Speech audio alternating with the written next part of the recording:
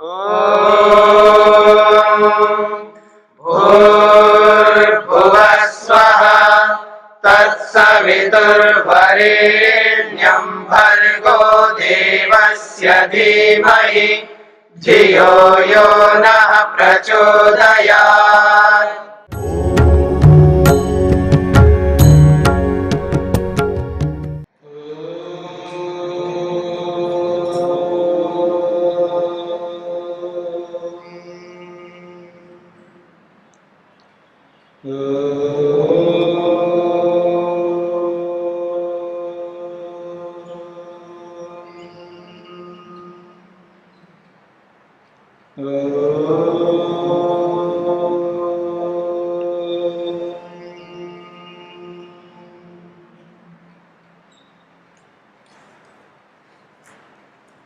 सांख्य दर्शन का 78वां दिन,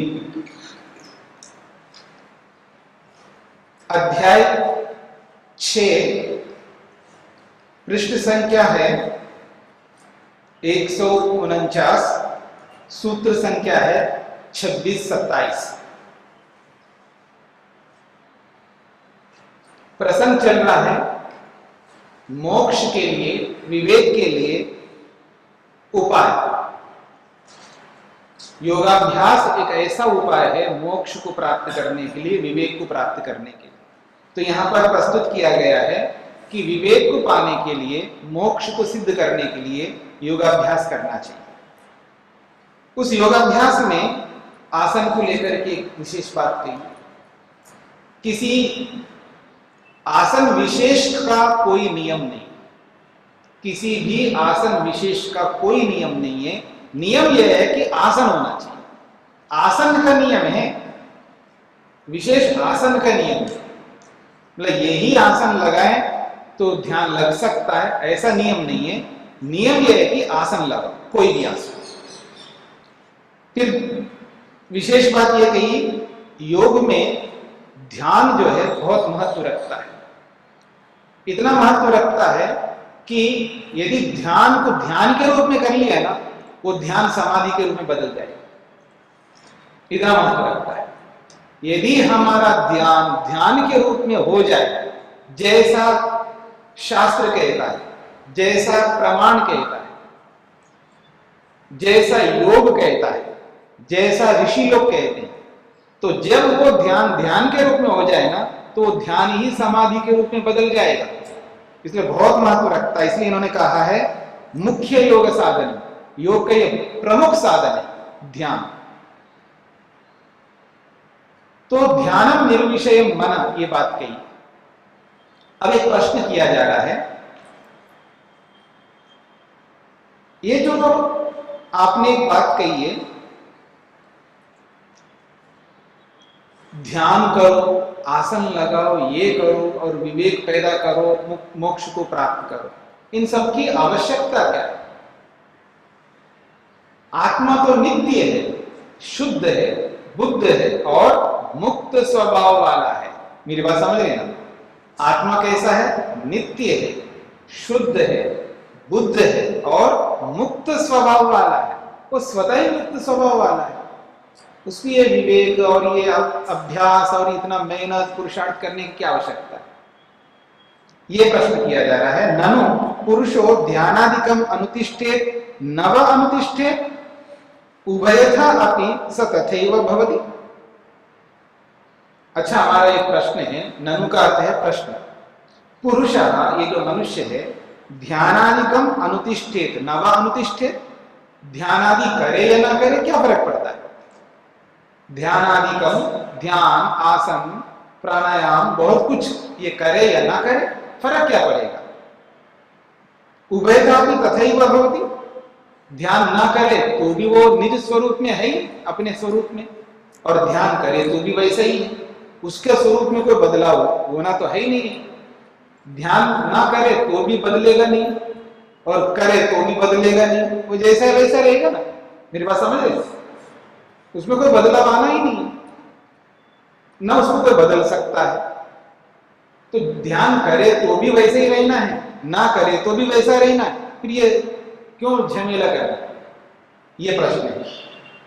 नहीं तत्र पुरुषो अपाय उपजनाभ्याम भवितव्य, क्योंकि पुरुष में न तो कोई चीज उससे घट रही है, पुरुष में से निकल रही हो, वो ध्यान आदि नहीं करता है तो उसमें से कोई निकल जाती हो, ऐसा कुछ है नहीं। अपाय का मतलब है नष्ट हो जाए, आत्मा से कुछ अलग हो जाए। और दूसरी बात है उपजन, उपजन का मतलब कोई नई चीज पैदा होना उसमें। आत्मा में कोई नई चीज आकर के मिल नहीं सकती और आत्मा से कोई चीज निकल नहीं सकती, ना अपाय होगा ना उपजन होगा। क्यों?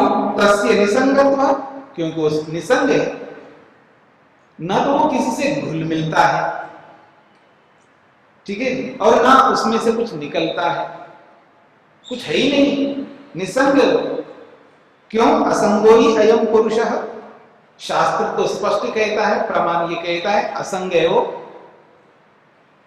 उसके साथ कुछ भी लिपट नहीं सकता, वो मलिन नहीं हो सकता, वो हमेशा जैसा वैसा रहेगा किसी भी परिस्थिति में।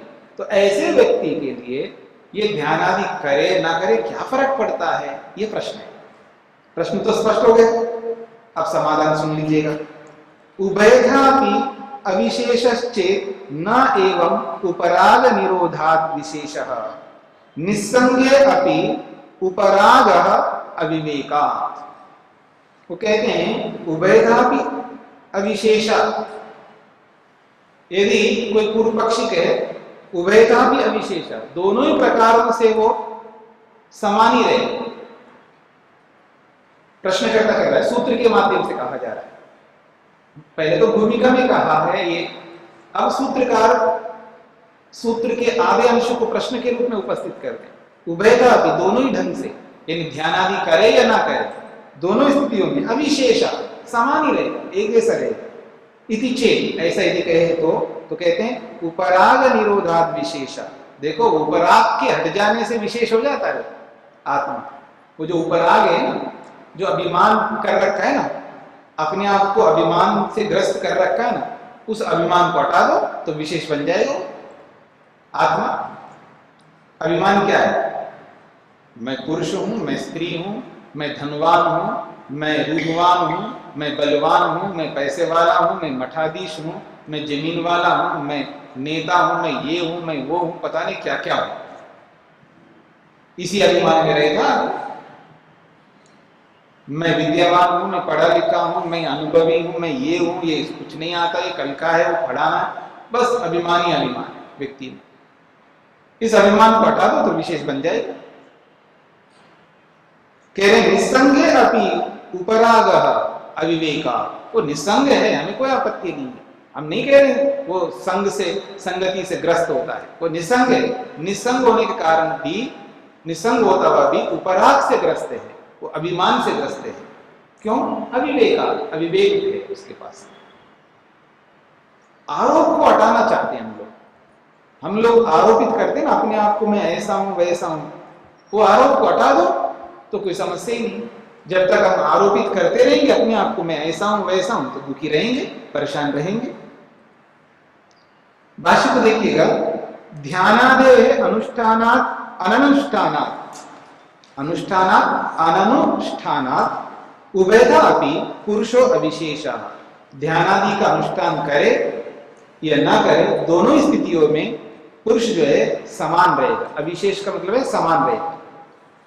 तो समान एवं अवतिष्ठते, उसी को खोला है, वो समान रूप से एक जैसे ही रहेगा। तस्य असंगत्वात्, क्योंकि वो पुरुष जो है आत्मा असंग है, किसी के संगति में नहीं आ सकता है। तो व्यर्थम ध्यानादि, व्यर्थम ध्यानादि अनुष्ठानम इति चेत्, तो कहते हैं जब दोनों परिस्थिति में एक जैसा रहता है तो ये ध्यान आदि का अनुष्ठान करना व्यर्थ है। इति चेत्, यदि ऐसा कोई पूर्व पक्षी कहे तो कहते हैं उच्चेता तर्हि, तब उसका समाधान किया जा रहा है। नैवम, ऐसा आप नहीं कह सकते हो। क्यों? नैव वक्तव्यम, कह ही नहीं सकते आप। यतो ही ध्यानादि ना खलु उपराग निरोधात् भवति विशेषः वैशिष्ट्यम पुरुषे। यदि वो ध्यानादि करता है तो उपराग हट जाता है उसका, जो आरोप करके रख रखा है अपने आप को, आरोपित मतलब अपने आप को उसने आरोपित कर लिया, मैं काला हूं, मैं ये करता हूं, मैं गोरा नहीं हूं, मैं नाटा हूं, मैं दुबला हूं, ठीक है ना, मैं ऐसा हूं, मैं वैसा हूं, ये जो भी आरोप उन्होंने कर रखा अपने ऊपर, उस आरोप को हटा दे। ध्यानादि के द्वारा ही हटा सकते हैं, और कोई दुनिया में उपाय नहीं है। दुनिया में ऐसा कोई उपाय नहीं है जो इस अभिमान को, इस उपरा को हटा सके बिना ध्यान के। ध्यान ही एक ऐसा अस्त्र है, शस्त्र है, जिसके माध्यम से हम इस उपरा को, इस अभिमान को हटा सकते हैं, इसके बिना नहीं हटा सकते। इसलिए कह रहे हैं ध्यानादि न खलु उपराग निरोधा भवति विशेषः। यदि इस ध्यानादि को करके इस उपराग को हटा देता है व्यक्ति, तो वो विशेष होता है, उसके अंदर वैशिष्ट्यता आती है। कुतः, क्यों? निस्संगे अपि पुरुषे अविवेकात् उपरागः। यद्यपि ये निस्संग है, इसमें कोई मल नहीं है, फिर भी अविवेकात्, अविवेक है, अविवेक का आरोप है, इसके कारण से उपराग, संसर्ग आपत्तिर भवति, तभी संसर्ग से युक्त होता है, अपने आप को मानता है। अब देखिए मेरी को देखिए, आपको वैसे से नहीं समझ में आएगा। किसी ने गाली दिया, गाली क्या है? शब्द है, कुछ बोला, अपशब्द बोला, शब्द उत्पन्न होता है, समाप्त हो गया, हो गए? क्यों दुखी क्यों हो रहे हो? हाँ, उत्पन्न हो गए, समाप्त हो गए शब्द, और आप क्या कर रहे हो? उस शब्द को आरोपित कर रहे हो अपने साथ में, जोड़ रहे हो अपने आप के साथ जबरदस्ती। समझ रहे? मतलब जबरदस्ती आप उसको जोड़ रहे हो, उस शब्द को अपने साथ। अरे उसने बोला है, वो शब्द उत्पन्न होता है, समाप्त होता है, शब्द का एक नियम, शब्द उत्पन्न होता है, समाप्त होता है, और समाप्त हो गया। और उस समाप्त होने के बाद में भी उसको आप अपने आप के साथ जोड़े, मेरे को क्यों कहा? अरे आप ले नहीं ना उस शब्द को, वो स्वतंत्र है कहने वाला, कहने देना, मत लो ना उस शब्द को, क्यों आरोपित कर रहे हो अपने आप पर? नहीं, मेरे को क्यों कह रहे हैं? स्वतंत्र है, कहेगा, आप उसको रोक सकते तो रोको ना, उस मुंह पर ताला लगा के रखो, मना किसने किया? आप नहीं कर सकते, वो स्वतंत्र आदमी है। जब कोई व्यक्ति स्वतंत्र है, वो अपनी वाणी का प्रयोग कर सकता है अपनी स्वतंत्रता से। गलत बोला, उसका स्तर ही ऐसा है, उसका स्टैंडर्ड ही ऐसा है, उसका परिवेश ही ऐसा है, उसके संस्कार ही ऐसे हैं, हम क्या कर सकते उसके लिए? हर व्यक्ति को हम समझा नहीं सकते, जो समझने के लिए तैयार हो उसको समझा सकते। आप एक बात कहिएगा, अगर आपके सामने एक आदमी, मैं सुनूंगा नहीं आपकी बात, तो आप उसको क्यों सुना रहे हो? आप क्यों सुनाना चाहते हो उसको? जो ये कह रहा है मैं सुनूंगा नहीं आपकी, आप कुछ भी बोलो, मैं नहीं सुनूंगा, अब क्या कर रहे हो उसका? फिर किसको सुनाओगे? हाँ जी कुछ बताइए ना आप, कुछ तो उसको सुनाओ ना, जो आपको एक हाँ जी कुछ बताइए हमको, कुछ उपदेश दीजिए हमको, अथवा कुछ हमारी गलती बताइए हमको, अथवा आप कुछ बताइए अपनी ओर से, कुछ बताइए। इसका मतलब आप सुनना चाहते हो, इसलिए सुनाएंगे कोई सुनाने वाला। जब सामने वाले ये ठान करके बैठा है कि मेरे को नहीं सुनना, आप जो भी बोलो, अब उसको क्यों सुनाना चाहते हो आप? ठीक इसी प्रकार से किसी ने अपनी स्वतंत्रता से कोई गाली निकाला, उसको स्वीकार क्यों कर रहे हो आप? मत करो ना, बोलने दो ना उसको। आप अपनी इच्छा से स्वीकार करते हो और दुखी हो रहे हो, तो स्वीकार ही मत करो। यही तो अभिमान है, यही तो आरोपित कर रहे हो अपने आप को। स्वीकार क्यों कर रहे हो? बोलने दो ना, स्वीकार ही मत करो। मेरी बात समझ में आ रही है? आरोप क्या होता है, अभिमान क्या होता है? तो जो भी ऐसा करता है, चाहे वाणी से करता है और किसी कारण से करता है, शांति से रहो। अगर बोलने का अवसर आए तो बोलो, नहीं तो कोई बात नहीं। आपसे पूछे ना कोई अधिकारी, हाँ जी ये ऐसा बोल रहा है, क्या आप ऐसे हो? अधिकारी पूछ रहा है, तब उत्तर देना कि मैं ऐसा नहीं, बस। कोई अधिकारी नहीं पूछ रहा है तो बोलने वाला बोलता रहेगा। इसलिए समझ पैदा करना है, विवेक पैदा करना है, अभिमान से ग्रस्त नहीं होना। इस अभिमान को हटाया तो हम विशेष हो जाएंगे, और नहीं हटाते तो सामान्य रहेंगे।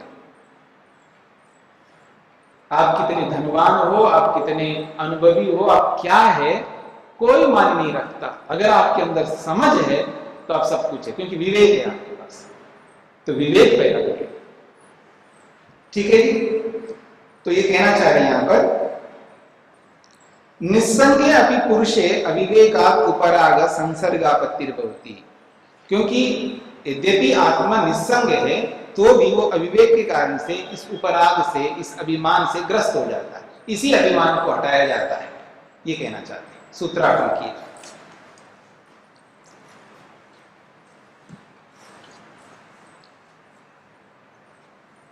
ध्यान आदि योगाभ्यास किया जाए, ध्यान आदि योगाभ्यास किया जाए,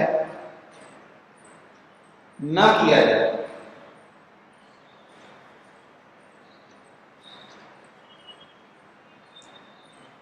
ध्यान आदि योगाभ्यास किया जाए या न किया जाए, दोनों ही स्थितियों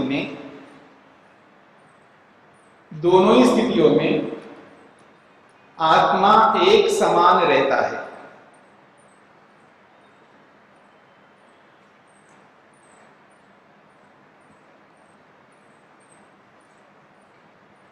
आत्मा एक समान रहता है। ऐसा कोई पूर्व पक्षी कहे तो, ऐसा कोई पूर्व पक्षी कहे तो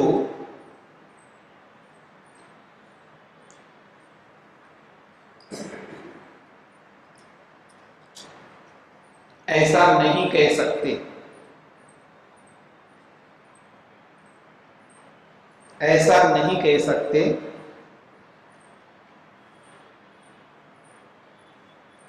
क्योंकि उपराग रूपी अभिमान को, क्योंकि उपराग रूपी अभिमान को,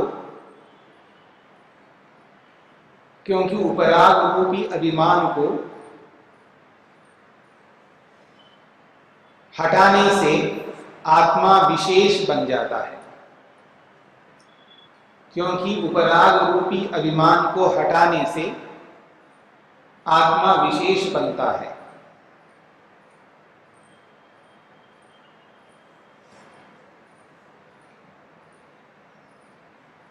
ये 26वें सूत्र का अर्थ है। 27वें सूत्र का अर्थ लिखिएगा।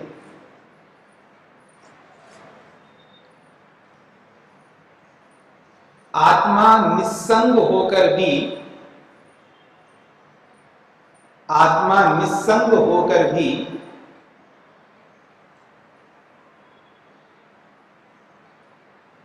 अविवेक के कारण से, आत्मा निस्संग होकर भी अविवेक के कारण से उपराग रूपी अभिमान से ग्रस्त होता है, उपराग रूपी अभिमान से ग्रस्त होता है।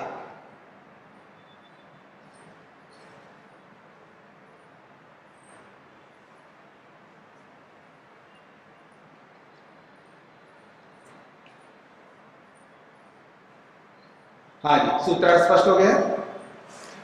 अब ये जो उपराग शब्द आया है, इस उपराग को लेकर के समझाएंगे। सच उपराग, ये जो उपराग है वो कैसा होता है, तो उदाहरण से समझाया जा रहा है। जपा स्फटिकयोरिव न उपराग किंतु अभिमान। सच उपराग, ये जो उपराग है, ये जैसा उपराग का अर्थ है वैसा उपराग नहीं यहां पर।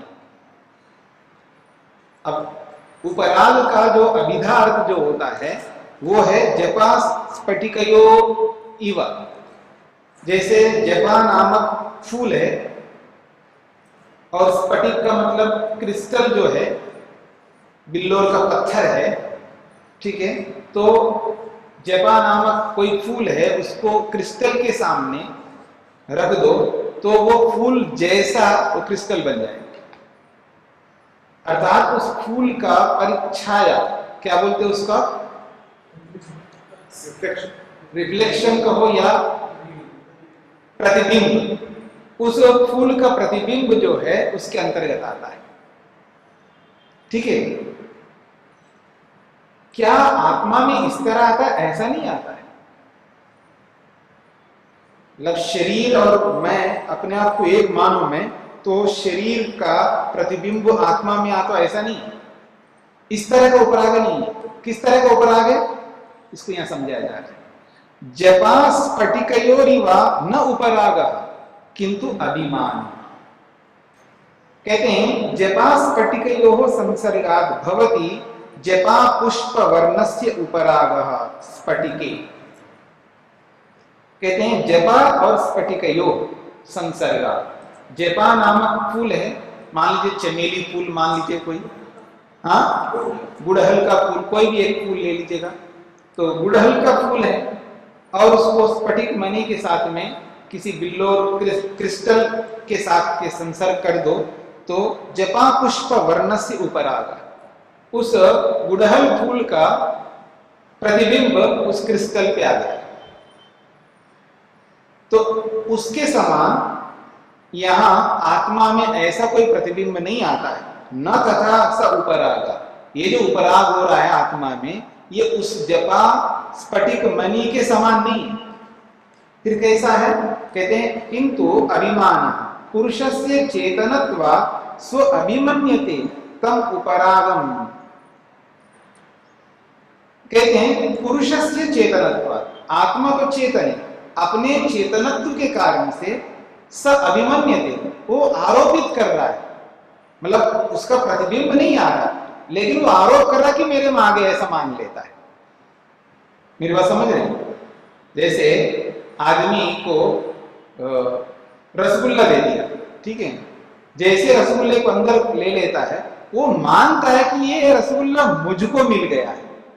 मेरी बात समझ में आ रही है? मानता नहीं मानता? बोलो जी, रसगुल्ला जब खाता है आदमी तो रसगुल्ला मुझको मिल गया ऐसा मानता नहीं मानता? किसी को आभूषण दे दो सोने के या डायमंड के, हाँ, तो उनको पूछो ये आपको, ये मेरे को मिला, मेरे को मिला है, मेरे पति ने दिया है, मेरे को मिला है, ठीक है। तो वो क्या समझते हैं, मुझको मिला, यानी आत्मा को मिला, ऐसा मानते नहीं मानते? ठीक है ना। चाहे वो आभूषण हो चाहे पैसा हो, अब किसी बाबा को आप मठ दे दो तो वो क्या समझेगा, मेरे को मिला है। दोनों सेम है, एक जैसा है। सोने को मानने वाले में और मठ को मानने वाले में कोई अंतर नहीं, दोनों एक जैसे ही, ठीक है ना। मेरे को मिला यानी किसको मिला, आत्मा को मिला। मान रहा है ना व्यक्ति, मिलता है क्या, नहीं मिलता है, लेकिन मान रहा। इस मानने को ही तो अभिमान कहते हैं। इस मानने को ही यहाँ पर उपराग शब्द से कहा और कुछ नहीं। अब बात पकड़ में आ रही है? उपराग का मतलब ये है अभिमान, अभिमान का मतलब है मानना। और क्या मानना, कोई चीज आपको मिल गई है तो आप ये मान रहे कि मुझको मिल गई हो, मतलब मुझको किसको, आत्मा को। आप ऐसा मान रहे हो, वो मिला कुछ नहीं आपको, तो बारी है। आत्मा को मिल ही नहीं सकती वो चीज, आत्मा में प्रवेश कर ही नहीं सकती वो चीज, चाहे सोना चांदी हो, चाहे धन हो, चाहे और कुछ हो, सब बारी रहेंगे। पर आप मान रहे हो कि मेरे को मिला, ये जो मानना है इसका नाम है अभिमान। इसी अभिमान को यहाँ उपराग शब्द से बोला है। और इस अभिमान को, इस उपराग को, इस मानने को त्याग कर दो तो सुखी सुखी। इतनी सी बात है, ये नहीं समझ में आती आज हमको, ठीक है। अगर किसी को बोला जाए इसको बेटा मत मानो ना, क्या फर्क पड़ता है, जब आपकी बात नहीं सुनता, आपकी सेवा नहीं करता, आपके लिए कुछ करता ही नहीं, फिर भी मेरा बेटा, मेरा बेटा, मेरा बेटा, आखिर मेरा बेटा तो है। अरे भाई आखिर क्या और शुरू क्या है इसमें, जब वो आपको कुछ करता ही नहीं है, हा? तो आप मेरा मेरा मान क्यों, इस मानने को तो हटा दो ना। कोई बात नहीं, भगवान ने दिया था, अब वो स्वतंत्र हो गया, कोई बात नहीं। मेरा वैसे भी नहीं था मेरा बेटा, भगवान ने दिया था, अब चला गया, ऐसे मान लो ना। दुखी समान कुछ नहीं, नहीं मेरा आखिर अपना तो अपना ही होता है, ठीक है, होते रहो दुख। द्यो शान्तिरन्तरिक्षं शान्तिः पृथिवी शान्तिरापः शान्तिरोषधयः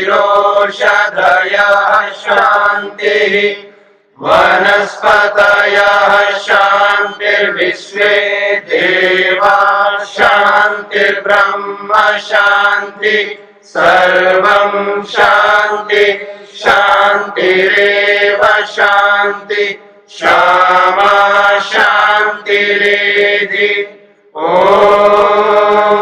शान्ति शान्ति शान्तिः